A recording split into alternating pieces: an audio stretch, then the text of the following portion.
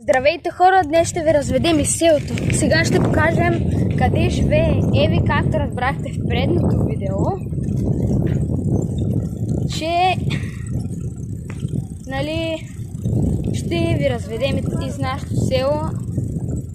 Сега ще ви покажем къде живее Еви. Само ще кажем, че в момента точно на тази пресечка в дясно, ако видите една бяла ограда, значи, че това е къщата на Еви. Нека да продължаваме. Така, като за начало да кажем, че много бихме искали да ви обясним примерно